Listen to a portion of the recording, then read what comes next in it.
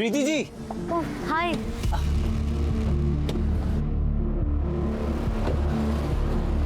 कैसी हैं आप? मैं बिल्कुल ठीक हूँ। और आंटी जी की तबीयत? माँ भी ठीक है। और हाँ, वो डायपर्स की वजह से काफी सुकून है उनको। Thank God. वो मैं यहाँ पे खाने की, आप खाएंगी मेरे साथ? नहीं थैंक यू। क्या नहीं, आइए ना प्लीज, बैठिए। चलते, अरे प्लीज चलिए ना, वैसे भी अकेले खाने का मन नहीं होता है। प्लीज। खाने तुमको अच्छा नहीं लग रहा है क्या? नहीं काफी अच्छा है। और तुम्हारी फैमिली में कौन कौन है? माँ है और भाई है बस। पापा कुछ साल पहले गुजर गए थे। और आपकी फैमिली में कौन कौन है? मेरी जिंदगी में बताने लायक ऐसा कुछ है नहीं। माँ बाप बचपन में ही गुजर गए थे। और बीवी बच्चे? मैं तो खुद अभी बच्चा हूँ। वैसे कोई लड़की मिली ही नहीं आज तक, लेकिन हाँ, जिस दिन मिलेगी ना उस दिन डायरेक्ट शादी ही कर लूँगा। प्रीति? विनोद? कौन है तू? विनोद? अरे निकल रहा हूँ ना, 1 मिनट। विनोद? क्या हुआ? क्या कौन है तू? विनोद? क्या करता है इसके साथ? ए, हमारी होने वाली बीवी है, समझ गए? विनोद, ये क्या बदतमीजी है? ये सेल्समैन है। हमने माँ के लिए डायपर भी इनसे लिए थे। हम जानते हैं इन्हें। मिल गए थे तो पूरी भाजी खाने आए थे बस। पूरी भाजी? प्रकाश, लेके जा इसको। चल, हम करवाते हैं तेरी आज की। चल, बैठ। क्या देख रहे हो बे? हैं? प्रीति के आसपास भी नजर आए ना तो जिंदा गाड़ देंगे तुमको। ये जो डायपर लेके घूमते रहते हो ना, वो तुम्ही को पहनना पड़ेगा, समझ गए? चल निकल।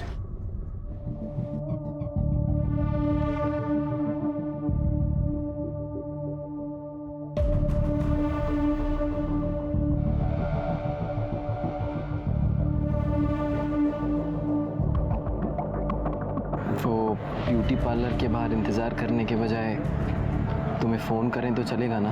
हाँ चलेगा, लेकिन मैं तुम्हें दूसरा नंबर देती हूँ। वो क्या ना, विनोद मेरा फ़ोन चेक करता है। ठीक है, और हमारा पुराना नंबर भी ना बंद हो गया है, तो हम तुम्हें नए नंबर से फ़ोन करेंगे। ठीक है? ठीक है।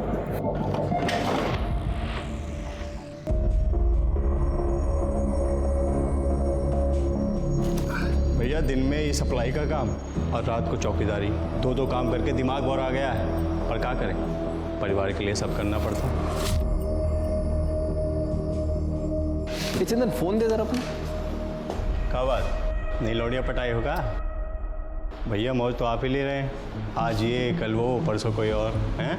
हाँ, वो हम मनोहर लॉज जा रहे थे क्लाइंट से मिलने के लिए। अगर तुम फ्री हो तो वहीं आ जाओ, वहीं से फिर घूमने चलेंगे।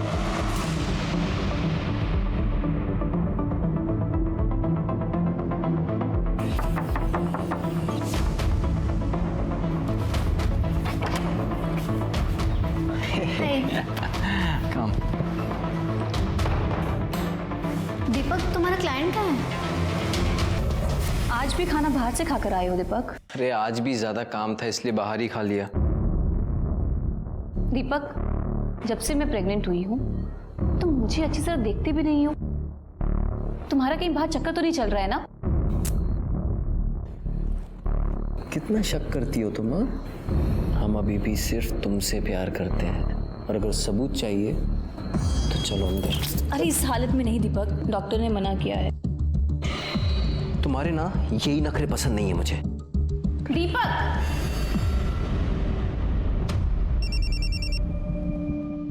हाँ दीदी।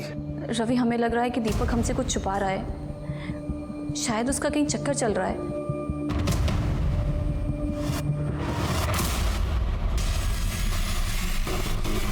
पार्लर से पता चला है कि वो कल 6 बजे वहाँ से निकल चुकी थी। तो तुमने उसकी मिसिंग कंप्लेंट कल शाम को क्यों नहीं लिखाई? पुलिस 24 घंटे से पहले मिसिंग कंप्लेंट लिखती कहाँ है?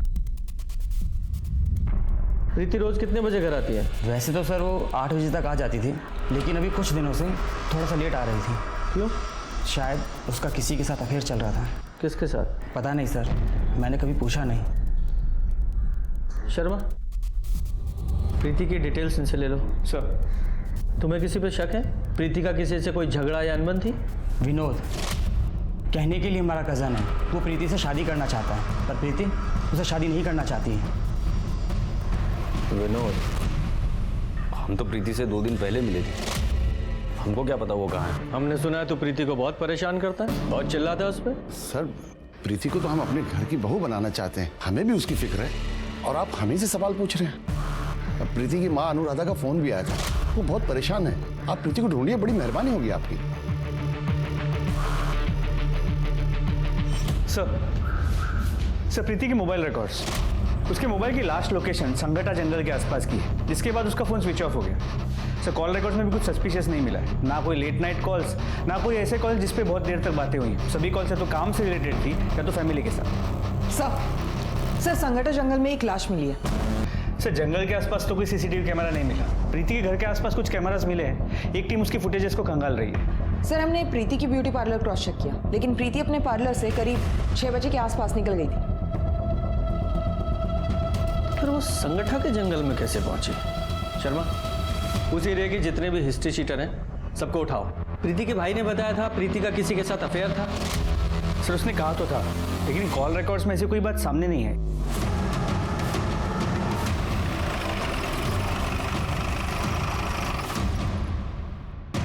सर, माँ, घर की तलाशी लो।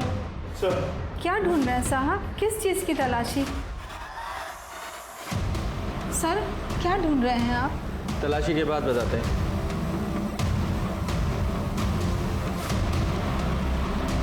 सर ये फोन मिला। ये फोन किसका है? ये तो प्रीति का ही फोन है, पर सर वो इसे इस्तेमाल नहीं करती थी।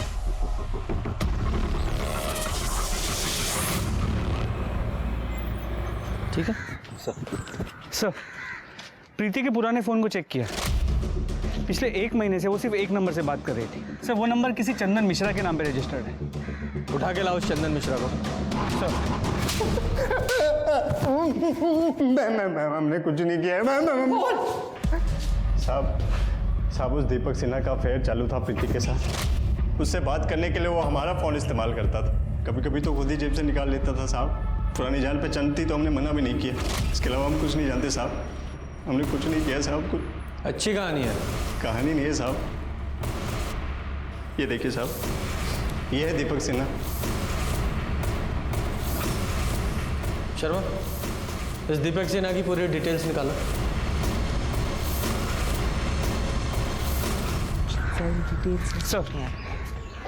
सर दीपक सिन्हा के बारे में कुछ इंपॉर्टेंट बातें पता चली। दीपक सिन्हा की 2 शादियां हुई। उसकी पहली बीवी राधा 8 महीने पहले 14 जून को अचानक से गायब हो गई।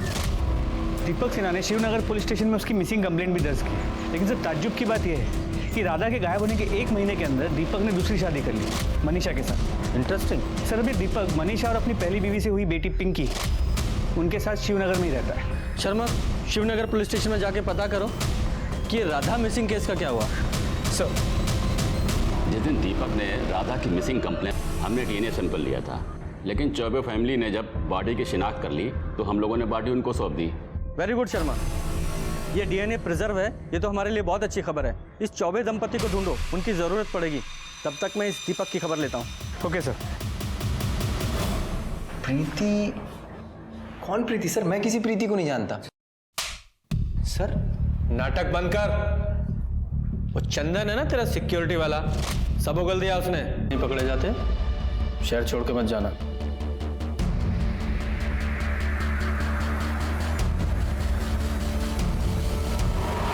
आपकी बेटी शुभांगी के केस के बारे में आपसे बात करनी थी। उसका कोई फोटो है आपके पास? जी सर, हम बहुत परेशान थे। पिछली दिवाली को एक फ़ोन आया था और उस फ़ोन पे एक लड़की के रोने की आवाज़ आ रही थी, और सर वो लड़की मुझे पापा बोल रही थी।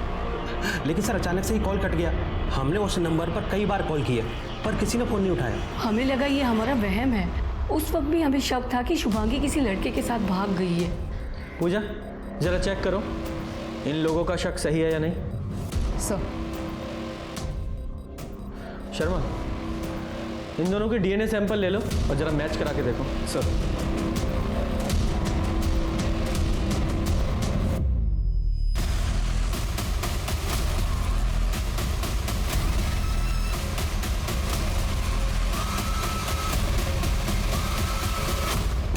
सर,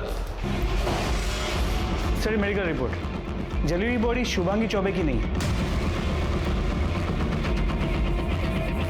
तो वो डीएनए दीपक सिन्हा की बेटी पिंकी से मैच करा के देखो। सर दिवाली के दिन चौबे फैमिली को जो कॉल आया था वो नागपुर के रमेश नगर के पीसीओ से किया गया था।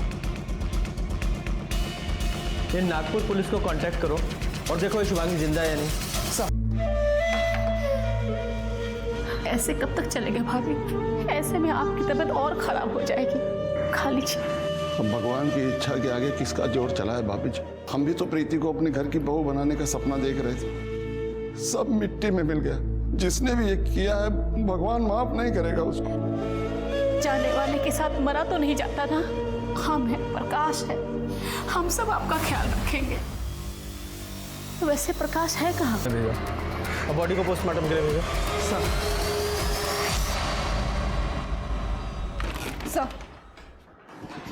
सर नागपुर पुलिस ने इंक्वायरी की है, हमारा शक सही निकला। शुभांगी नागपुर में रहती है अपने पति के साथ। ये रही उन दोनों की फोटो।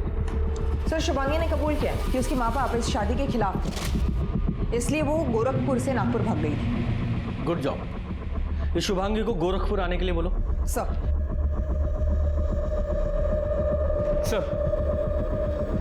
कुछ जली हुई बॉडी का डीएनए दीपक की बेटी पिंकी के डीएनए से 50% मैच करता है। वो बॉडी राधा की ही थी। सर एक और सस्पिशियस बात पता चली। दीपक और उसकी दूसरी बीवी मनीषा बहुत पुराने आशिक हैं और मनीषा का भाई रवि हिस्ट्री शीटर मारपीट के केस में अंदर जा चुका है। ये दीपक सिन्हा ने अपनी पत्नी राधा की मिसिंग कंप्लेंट 14 जून 2019 को दर्ज की थी ना? जी सर। ये मनीषा और उसके भाई रवि की 14 जून 2019 की डिटेल्स निकालो। चल बैठिए। मैम आपको कोई गलतफहमी हुई है। मैं प्रेग्नेंट हूँ और इस हालत में मैं किसी का खून कैसे कर सकती हूँ? और वैसे भी उस दिन तो मैं डॉक्टर के पास गई थी। चुप, एकदम चुप रहे। 8 महीने पहले शिवनगर पुलिस को जिस बीवी राधा की थी और ये बात साबित हो चुकी है। तू बताएगा या तेरे हलक से निकलवाऊं? साहब हमने नहीं मारा उसको। साहब इसने मारा है उसको। साहब झूठ बोल रहा है। साहब मैंने किसी को नहीं मारा साहब। 14 जून जिस दिन राधा का मर्डर हुआ, तेरे मोबाइल के टॉवर की लोकेशन उसी एरिया की थी जहां में उस औरत की जली हुई बॉडी मिली थी। पूरी इन्फॉर्मेशन है हमारे पास। साहब हमने कहा था ना, साहब यही खूनी है साहब। साले कमीने तेरे लिए किया मैंने सब कुछ। ये हमारे लिए क्या है, अपनी बहन के लिए क्या? हमने कहा था राधा को मारने के लिए। मेरी बहन के नाम लगा तू। पैर से बीच में अब ये भी बताओ कि प्रीति और प्रकाश को क्यों मारा? साहब हम तो प्रीति से प्यार करते थे, हम क्यों मारेंगे उसको? साहब इसने ही मारा है साहब प्रीति को भी। अच्छा प्यार करता था तू? पहली बीवी को मारकर दूसरी शादी की और दूसरी बीवी के होते हुए तीसरी लड़की के पीछे पड़ा था तू। अगर तू प्रीति की जिंदगी में नहीं आता तो ये उसे नहीं मारता, जिंदा होती वो आज। साहब मैंने सिर्फ राधा को मारा साहब। आपके पति दीपक वर्मा है ना? जी। आपके पति को हार्ट अटैक आया 22 फरवरी की शाम 6 से 9 के बीच कहाँ था तू? साहब मैं तो शादी में गया था साहब। और तू कहाँ था? हम ऑफिस में थे साहब। शर्मा जरा पता लगाओ कितना सच बोल रहे हैं दोनों।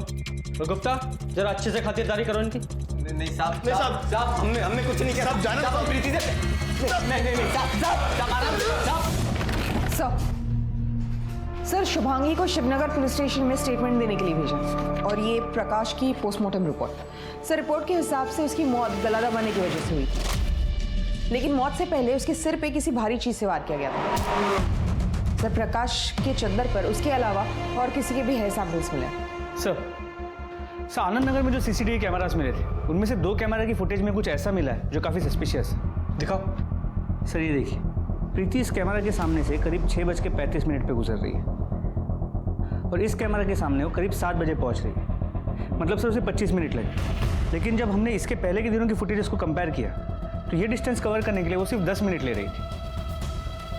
मतलब 15 मिनट के लिए ये प्रीति कहीं रुकी थी। लेकिन सर उस रास्ते पे सिर्फ एक बंद घर, वहाँ क्या करने गई वो?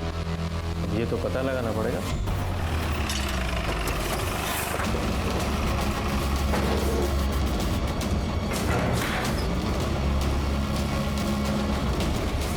जरा चेक करो, वो दरवाजा देखो। चलो जरा चेक करो।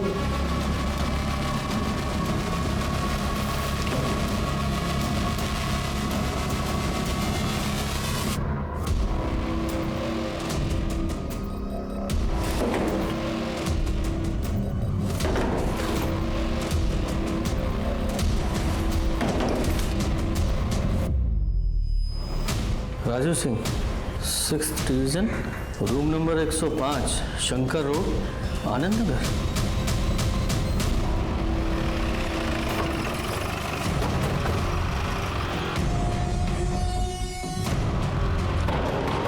कौन है? बोलो। मैं दरवाजा तोड़ दोगी। तलाशी लो जरा। सर हुआ क्या सर? ये क्या हो रहा है सर? ये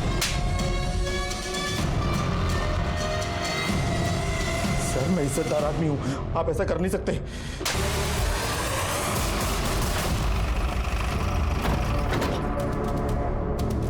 शर्मा, मैनेजर को लेके आओ। पूजा, हर एक रूम में बताओ कि हिडन कैमरे लगे हुए हैं, कोई पैनिक नहीं चाहिए। अब लोग जाओ, तलाशी लो। अरे साहब हमने क्या किया बता दो साहब। साहब बोल। क्या हुआ साहब? कितना हफ्ता चाहिए? मैं देने को रेडी हूँ साहब। पैसा देगा तू? साहब बहुत पैसे आए तेरे पास? बट मैंने किया क्या है साहब? अभी पता चलेगा। गुप्ता, बाकी कमरे चेक करो। सर, ये 2 कैमरास मिले हैं, बाकी कमरे चेक हो रहे हैं। क्या है ये? बोल साहब बोल, वरना मार मार के टमाटर की तरह तुझे लाल कर दूंगा। बताता हूँ साहब, हम तो सिर्फ यहाँ पे काम करते हैं साहब। हमें कहा गया था कि सेक्स वीडियो रिकॉर्ड करके उसकी कॉपी बना के एक आदमी को भेजते रहे। वो आदमी हमें उस सेक्स वीडियो के बदले अच्छे पैसे देता है साहब। कौन है वो आदमी? कौन है वो आदमी? शर्मा, जहाँ इन कैमराज की वीडियो रिकॉर्डिंग होती है वो हार्ड डिस्क रिकवर करो। सर, मनोहर लॉज से जो हार्ड ड्राइव बरामद हुए थे उनमें कई सारे सेक्स वीडियोस मिले। सर, उनमें से एक सेक्स वीडियो में प्रीति भी है। प्रीति? सर ये देखिए।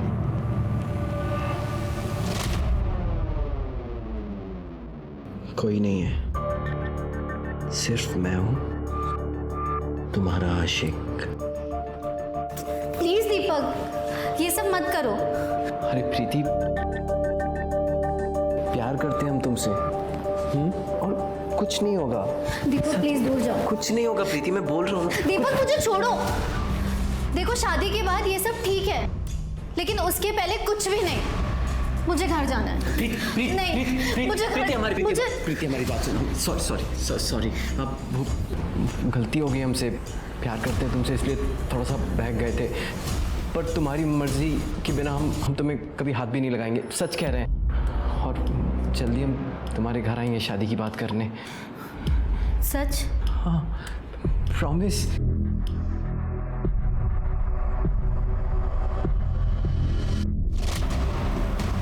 उठा के लाओ इन मर्डर्स के मास्टरमाइंड को। सर,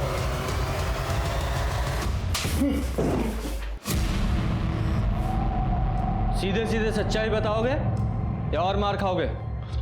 बता रहे हैं। उस लॉज से हमने जब नए वीडियो का स्टॉक मंगाया तो उसमें हमको प्रीति भी दिखी।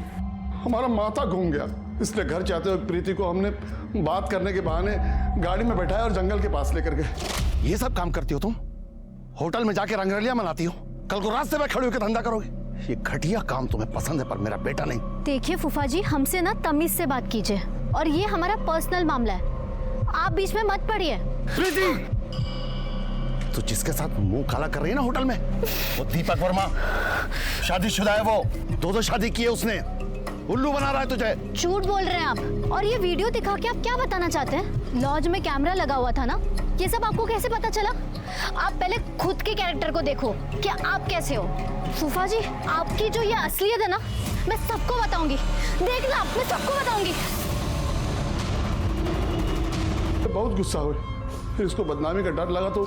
सुनो जी, हमको ना इस शहर छोड़कर चले जाना चाहिए।